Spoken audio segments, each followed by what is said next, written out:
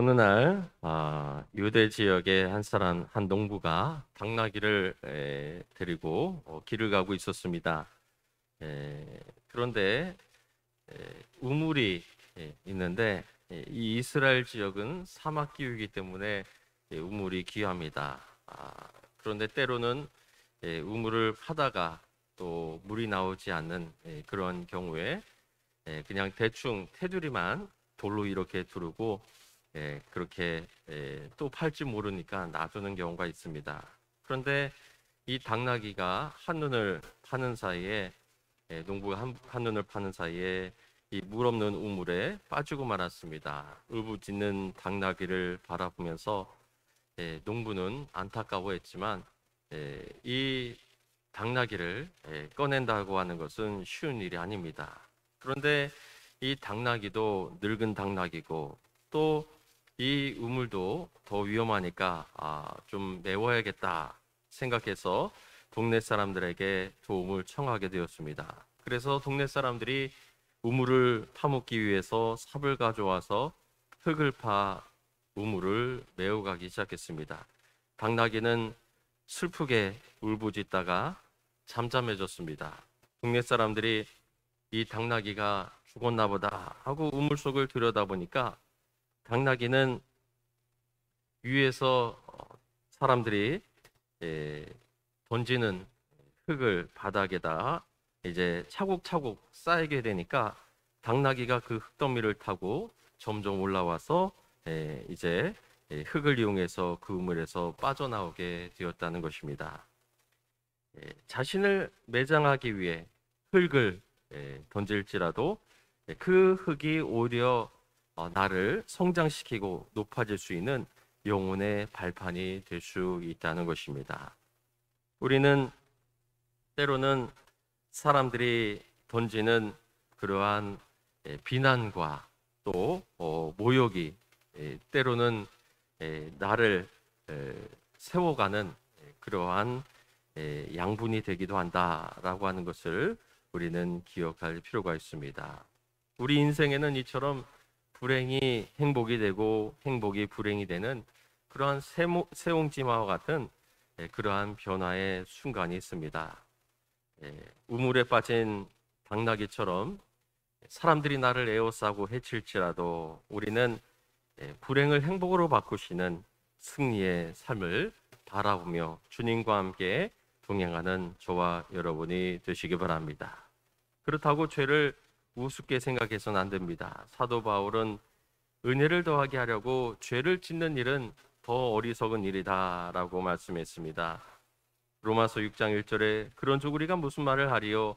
은혜를 더하게 하려고 죄에 거하겠느냐? 그럴 수 없느니라. 죄에 대하여 죽은 우리가 어찌 그 가운데 더 살리요? 무릇 그리스도 예수와 합하여 세례를 받은 우리는 그의 죽으심과 합하여 세례를 받은 줄을 알지 못하느냐? 그러므로 우리가 그의 죽으심과 합하여 세례를 받음으로 그와 함께 장사되었나니 이는 아버지의 영광으로 말미암아 그리스도를 죽은 자 가운데서 살리신 것 같이 우리로 또한 생명 가운데 행하게 하려 함이니라 말씀했습니다. 우리는 예수 그리스도의 보혈로 인하여 죄와 상관이 없는 그러한 삶이 되었지만 그렇다고 우리가 죄를 더 지어서는 안 된다고 하는 것입니다. 우리는 생명 가운데서 행하게 하기 위해 우리를 구원하신 예수님을 바라보며 주님이 주시는 생명 가운데 살아가는 저와 여러분이 되시기를 바랍니다. 이처럼 죄가 많다고 하는 것은 꼭 나쁜 것만은 아니라고 하는 것입니다. 때로는 죄가 있다고 하는 것이 구원의 기회가 되기도 한다고 하는 것입니다. 예수님 당시에 바리새인이나 사두개인이나 제사장이나 서기관 같은 사람들은 예수님을 따르던 제자들보다 죄가 없는 사람이다 라고 이 당시 사람들은 누구나 생각을 했습니다. 내가 무엇을 하여야 영생을 얻겠습니까? 라고 부자 관원이 예수님을 찾아왔을 때도 나는 죄가 덜한 사람이다 라고 그는 믿었고 누구나 그렇게 생각했습니다. 어려서부터 율법을 철저하게 지켰기 때문입니다. 그러나 예수님께서는 그 부자 청년을 보시면서 낙타가 바늘기로 들어가는 것이 부자가 하나님의 나라에 들어가는 것보다 쉬우니라 라고 말씀하십니다. 예수님을 따르던 제자들은 무식한 죄인들이었습니다. 왜냐하면 율법을 지키려면은 적어도 유식한 사람이 되어야 했습니다. 600개가 넘는 율법을 어떻게 다 외우고 살겠습니까? 적어도 율법이 적혀 있는 이 모세오경, 토라라고 하는 이 율법서 정도는 읽을 줄 알아야지 율법도 지킬 수가 있었던 것입니다. 무식해서 토라를 모르는 갈릴리 어부들은 죄를 지을 수밖에 없는, 율법을 몰라서 죄를 지을 수밖에 없는 그러한 죄인들임이 틀림이 없었습니다.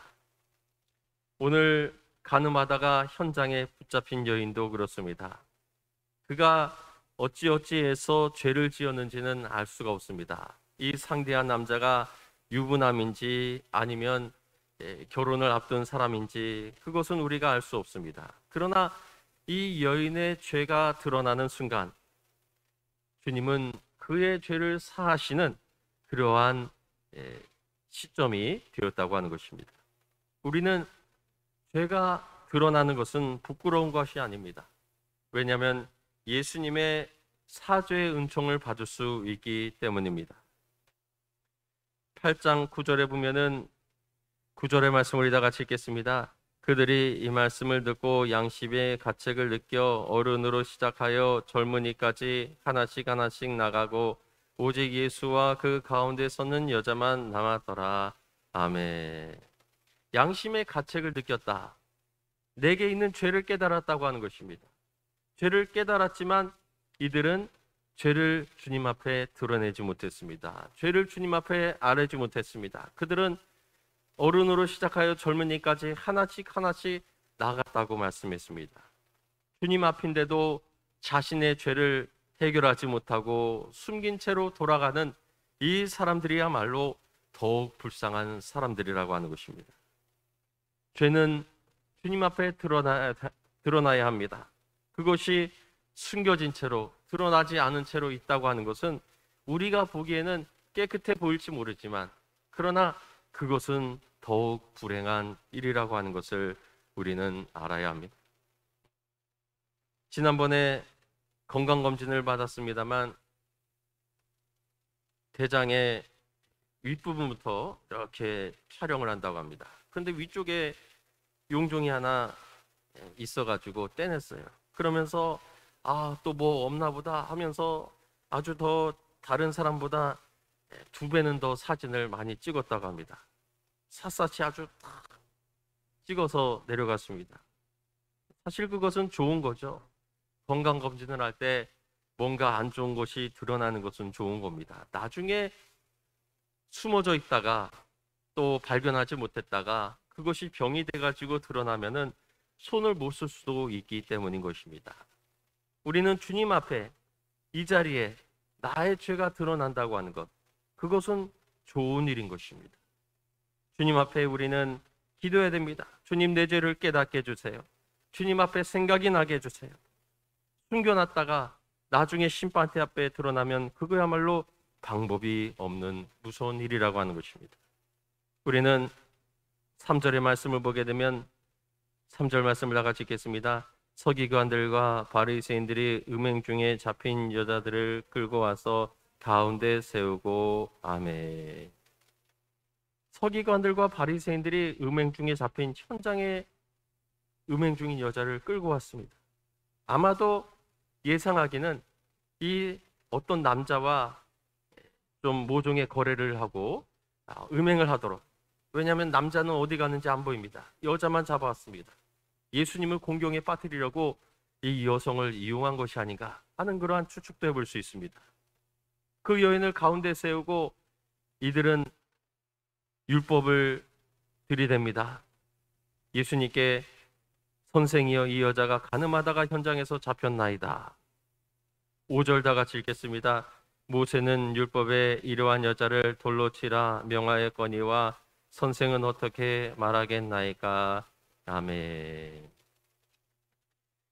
모세는 율법에 이러한 여자를 돌로 치라고 하였거니와 선생님은 어떻게 말하시겠습니까? 우리는 마지막 심판 때의 모습입니다. 이 여인이 아니라 나를 불러 세우고 나를 가운데 세우고 내가 그동안 잘못했던 것, 나를 모함할 만한 사람들, 내게 피해받은 사람들, 그 사람들이 나에게 달려와 가지고 이 사람은 이러한 죄를 졌습니다. 이 사람은 이러한 잘못을 내게 행했습니다. 이 사람 어떻게 됩니까? 하면서 내가 피해를 끼친 사람들이 나를 고발한다면 여러분은 어떠한 심경이 되겠습니까? 정말 이 여자처럼 쥐구멍에라도 들어가고 싶지만 들어갈 수 없는, 꼼짝할 수 없는 그러한 지경에 이르게 된다고 하는 것입니다. 이처럼 드러나지 않은 죄, 주님 앞에 나오지 아니하는 죄는 더욱 위험한 것입니다. 예수님께서는 반응하지 않으셨습니다. 예수님께서는 6절에 보면은 예수께서 몸을 굽히사 손가락으로 땅에 쓰시니, 7절 다 같이 읽겠습니다. 그들이 묻기를 마지 아니하는지라 이에 일어나 이르시되 너희 중에 죄 없는 자가 먼저 돌로 치라 하시고. 아멘. 땅에 쓰고 계신데 그들이 묻기를 맞이 않은지라, 재촉했다고 하는 것입니다. 지금 뭐 하시는 겁니까? 빨리 대답을 하십시오 라고 이들이 공격을 합니다. 예수님은 이들과 충분히 율법을 가지고 논쟁을 벌이실 수 있고 그들을 이기실 수 있습니다. 그러나 예수님은 묵묵히 땅에다가 무언가를 쓰셨습니다. 우리는 세상과 싸울 수 있습니다. 그러나 예수님이 그들과 논쟁하지 않으신 것처럼 우리도 굳이 이길 필요가 없습니다. 우리는 세상에서 예수님이 십자가에 달리신 패배의 순간을 우리는 기억합니다. 우리도 질 수밖에 없는 인간입니다. 언젠가는 누구나 죽습니다. 언젠가는 죽을 병에 걸려 우리도 패배할 날이 올 것입니다. 죽음이란 패배입니다. 우리는 패배할 수밖에 없는 그런 운명을 타고 이 세상에 태어났던 것입니다. 그 운명을 우리는 알고 또한 살아갑니다. 그런데 주님은 어떠셨습니까? 패배하셨을지라도 결국은 승리하셨습니다. 이기셨습니다. 악을 물리치고 승리하실 것을 요한계시록에 말씀하셨습니다. 요한계시록은 앞으로 이루어질 일에 대한 예언입니다. 하나님은 시공간을 초월하신 분이기 때문에 이 시공간 안에서 이루어질 일을 미리 알고 계시고 그것을 우리에게 알려주셨습니다. 우리는 그것을 믿고 살아가느냐 하는 그러한 문제를 가지고 있습니다. 말세에 주님은 모든 악을 물리치시고 이기실 것을 믿으시기 바랍니다. 그러므로 주님 안에 있는 우리도 승리합니다. 우리의 결국은 패배가 아니라, 죽음이 아니라 부활과 승리인 줄 믿으시기 바랍니다. 우리는 결과를 미리 알고 있습니다. 우리는 승리자이고 이 영적 싸움에 우리는 전우들인 줄 믿으시기 바랍니다. 예수님께서는 땅에 글씨를 쓰시고 이들에게 말씀하셨습니다. 너희 중에 죄 없는 자가 먼저 돌로 치라. 누가 돌로 칠 수 있습니까? 없습니다. 사람은 죄가 없는 사람이 없습니다. 부자가 오느니 예수님께 무엇을 하여야 영생을 얻을 수 있습니까? 선한 선생님이여. 그랬을 때 예수님께서는 내가 어찌하여 나를 선하다 일컫느냐? 하나님 한 분에는 선한 이가 없느니라. 죄 없는 자가 돌로 치라 했을 때 우리 중에 누가 죄가 없는 사람이 있습니까? 우리는 다 죄가 있습니다. 재판장이나 대법관이라도 우리는 심판할 자격이 되지 않습니다. 우리는 그럼에도 불구하고 고린도전서 6장 3절에 우리가 천사를 판단할 것을 너희가 알지 못하느냐? 그러하거든 하물며 세상 일이랴. 또 제자들을 향하여서 12지파를 심판할 권세가 있다고 예수님은 말씀하셨습니다. 그것은 무엇입니까? 그것은 바로 우리는 고린도전서 12장 27절에 너희는 그리스도의 몸이요 지체의 각 부분이라. 우리는 그리스도의 몸이요 그리스도의 지체라고 말씀했습니다. 우리는 나의 죄를 도말하시고 이제는 주님과 한 몸을 이루게 하실 것이기 때문에 주님과 함께 세상을 심판할 권세까지도 우리에게 주신다고 하는 것입니다. 우리는 11절 말씀 다 같이 읽겠습니다. 대답하되 주여 없나이다. 예수께서 이르시되 나도 너를 정죄하지 아니하노니 가서 다시는 죄를 범하게 말라 하시니라. 아멘. 이 여인은 자기의 죄가 드러났습니다. 가늠하다 현장에 잡혔기 때문에 증인들이 많습니다. 자기의 죄를 인정할 수밖에 없습니다. 그런데 예수님의 말씀은 무엇입니까? 나도 너를 정죄하지 아니하노니 가서 다시는 죄를 범하지 말라. 나도 너를 정죄하지 아니한다. 예수님이 정죄하지 않으신다. 선한 선생, 죄가 없는 유일한 분이 정죄하지 않으신다는데 그 누가 정죄할 수 있겠습니까? 우리가 우리의 죄를 가지고 주님 앞에 고백하면, 우리의 죄를 드러내면, 내가 이 죄의 증인입니다, 내가 이 죄를 지었습니다, 주님 앞에 고백하면 주님은 말씀하십니다. 나도 너를 정죄하지 아니하노니. 주님이 나의 죄를 정죄하지 않으신다는데 세상에 그 누가 정죄할 수 있단 말입니까? 우리는 예수 그리스도의 보혈로 말미암아 죄의 사함을 얻는 줄 믿으시기 바랍니다. 우리는 단지 우리의 죄를 주님 앞에 고백하는 일만 남았습니다. 숨길 것이 아니라 주님 앞에 나와 고백하며 우리의 죄를 아뢰는 저와 여러분이 되시기를 바랍니다. 왜 죄를 고백하는 것이 중요합니까? 나의 죄를 시인해야 됩니다. 나는 이런 죄를 졌습니다. 나는 누구를 미워했고, 나는 누구를 시기했고, 누구에게 거짓말하고 속였습니다. 반드시 하나님 앞에 나의 죄를 가지고 나와야 됩니다. 사람한테 얘기할 필요가 없어요. 사람이 죄를 사할 권세가 어디 있습니까? 아담과 하와의 가장 큰 실수는 선악과를 따먹은 죄입니다. 그런데 그보다 더 큰 잘못이 있습니다. 그것은 바로 창세기 3장 8절에 그들이 그날 바람이 불 때 동산에 거느시는 여호와 하나님의 소리를 듣고 아담과 그의 아내가 여호와 하나님의 낯을 피하여 동산 나무 사이에 숨은지라. 숨었다고 하는 것입니다. 가렸다고 하는 것입니다. 죄를 숨겼다고 하는 것입니다. 우리는 주님 앞에 우리의 모든 죄를 아뢰고 주님 앞에 드려야 됩니다. 요한일서 1장 9절에 만일 우리가 우리 죄를 자백하면 그는 미쁘시고 의로우사 우리 죄를 사하시며 우리를 모든 불의에서 깨끗하게 하실 것이요. 우리는 우리 죄를 고백할 때 우리 죄를 사하시는 주님이 우리의 죄를 사해 주시고 주님 안에 새로운 능력을 공급해 주실 줄 믿으시기 바랍니다. 이 여인에게 나도 너를 정죄하지 아니하노니 가서 다시는 죄를 범하지 말라. 이제는 죄를 이길 수 있는 그러한 능력을 공급해 주시는 주님이신 줄 믿으시기 바랍니다. 우리는 주님 앞에 나와야 됩니다. 주님 앞에 우리의 부족을 고백하고 주님 앞에 나올 수 있는 저와 여러분이 되시기를 바랍니다. 1대1로 주님과 대면해야 됩니다.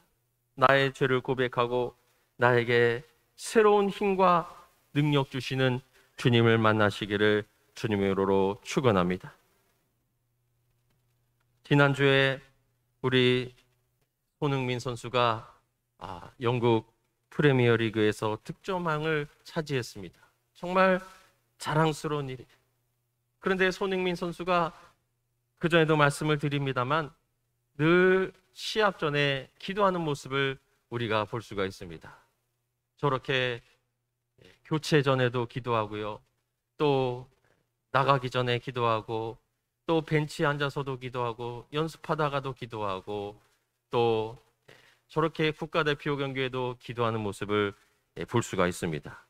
그런데 어떤 분은 저것이 기도하는 것이 아니다, 그렇게 말하는 사람도 있는데 만약에 그렇다면 제가 손흥민 선수한테 가서 좀 따지려고 그럽니다. 당신 신앙도 없는데 왜 기독교인인 척하냐? 저건 누가 보더라도 기도하는 모습인데 정말 믿지 않는다면은 우리를 헷갈리게 하는 거 아니냐? 그렇게 좀 따져보려고 합니다. 그런데 정말 기도하는 모습 아닙니까? 저 모습을 보시면서 정말 하나님이 득점왕을 주시지 않았을까? 왜냐하면 그 아버지 손은종 씨가 기독교인이에요.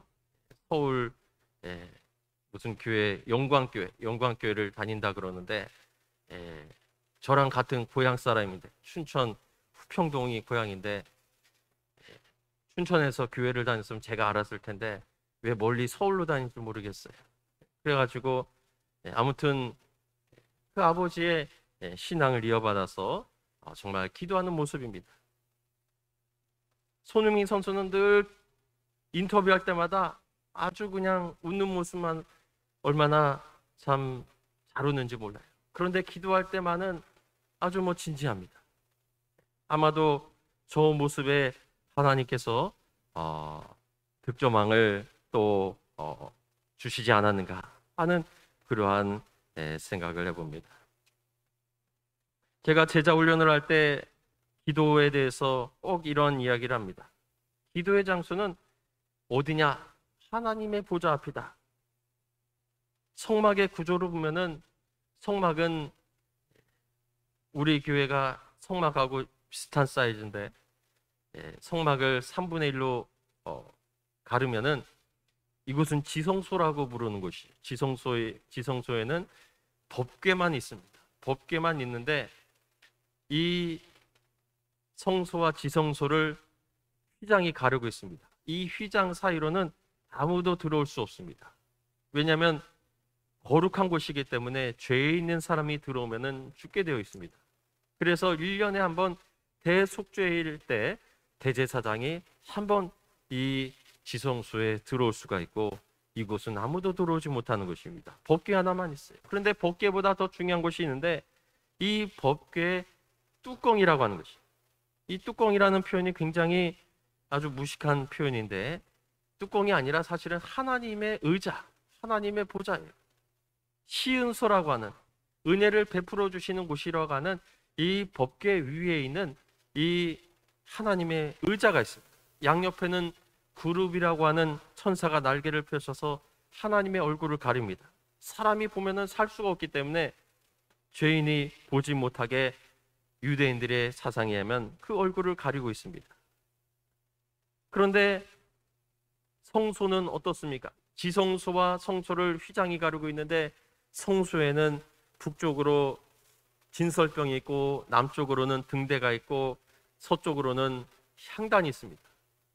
그래서 수시로 제사장들이 와서 진설병에 이 떡을 진설하고 또 등대에 불이 꺼지지 않도록 기름을 갈아놓고 또 불을 피우는 곳이 이 성소에는 늘 제사장들이 왔다 갔다 하면서 또 향단에다가 향을 피웁니다.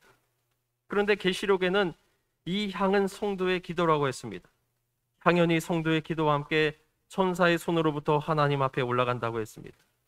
또 계시록 5장 8절에 그 두 마리를 취하심에 내 생물과 24장 로들이 그 어린 양 앞에 엎드려 각각 검은고와 향이 가득한 금 대접을 가졌으니 이 향은 성도의 기도들이라. 향을 피우는 제단은 이 기도라고 했습니다. 그런데 열왕기상 6장 21절에 솔로몬이 정금으로 외소 안에 입히고 내소 안에 금사슬을 건너지르고 내소를 금으로 입히고 온 성전을 금으로 입히기를 마치고 내소에 속한 제단 전부를 금으로 입혔더라. 제단, 향단은 내소에 속했다고 말씀하고 있습니다. 즉 수시로 제사장이 와서 향을 올려드리지만 그곳은 하나님의 보좌 앞에 지성소에 속한 곳이라고 말씀하고 있습니다. 그래서 히브리서 4장 16절에 그러므로 우리는 긍휼하심을 받고 때를 따라 돕는 은혜를 얻기 위하여 은혜의 보좌 앞에 담대히 나아갈 것이니라. 은혜의 보좌 앞에 담대히 나아간다. 바로 법궤 위에 있는 하나님의 보좌, 은혜의 보좌 앞에 담대히 나아가라고 했습니다. 은혜의 보좌 앞은 대제사장도 1년에 한 번만 갈 수 있는 무서운 자리지만 예수 그리스도께서 죽으심으로 성소와 지성소를 구분하는 휘장이 찢어지고 우리는 담대히 하나님의 보좌 앞에 나가게 되는 줄 믿으시기 바랍니다. 기도하는 자리는 하나님의 보좌 앞으로 나가는 시간. 손흥민 선수가 기도하는 자리는 위치적으로는 영국의 축구장이지만 영적으로는 하나님의 보좌 앞인 줄 믿으시기 바랍니다. 우리가 기도하는 순간 우리는 하나님의 보좌와 연결돼, 우리가 우리의 죄를 고백하는 순간 모든 죄를 사해 주시는 줄 믿으시기 바랍니다.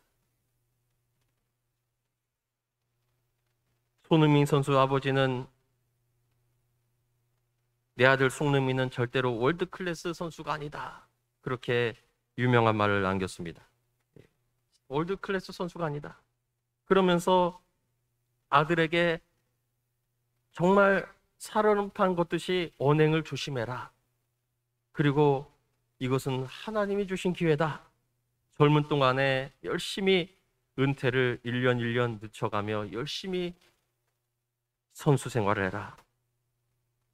정말 그 아버지의 교육을 보면은 주님이 하신 말씀, 겸손하라. 성품이 그리스도인다운 그러한 성품으로 바뀌는 것을 우리가 보게 됩니다. 우리는 기도의 모습으로 주님 앞에 담대히 나가시기를 주미로로 축원합니다. 죄를 고백하는 자는 용서함을 받습니다. 주님의 보좌 앞에 나의 죄가 드러났지만 이 여인은 용서함을 받았습니다. 우리는 기도할 때 우리의 모든 죄를 주님께 아뢰시기 바랍니다. 미움과 시기와 다툼과 죄라고 생각되는 모든 것을 주님 앞에 고백하시기 바랍니다. 누가복음에 나오는 죄수는 자신이 죄인임을 아뢰었습니다. 예수님께 죄를 고백한 죄인이 있고요, 예수님께 죄를 고백하지 않은 죄인이 있습니다. 이 사람이 예수님을 비방하며 내가 그리스도가 아니냐, 너와 우리를 구원하라. 그때 한 사람이 말합니다. 그 사람을 꾸짖으며 내가 동일한 정죄를 받고서도 하나님을 두려워하지 아니하느냐. 우리는 우리가 행한 일에 상당한 보응을 받는 것이니 이에 당연히 하거니와 이 사람이 행한 것은 옳지 않은 것이 없느니라 하고, 우리가 행한 일에 상당한 보응을 받는 것이다. 우리는 죄인이기 때문에 우리는 이 십자가에 달려 죽는 것이 당연한 일입니다. 주님 앞에 자신의 죄를 고백했습니다. 그리고 예수여 당신의 나라 임하실 때 나를 기억하소서. 예수님께서는 내가 진실로 내게 이르노니 오늘 내가 나와 함께 낙원에 있으리라. 자신의 죄를 나는 십자가에 죽을 수밖에 없는 흉악한 죄인입니다 라고 고백한 그 십자가의 죄수를 향해서 예수님은 나도 너를 정죄하지 않으니, 그를 정죄하지 않으셨어요.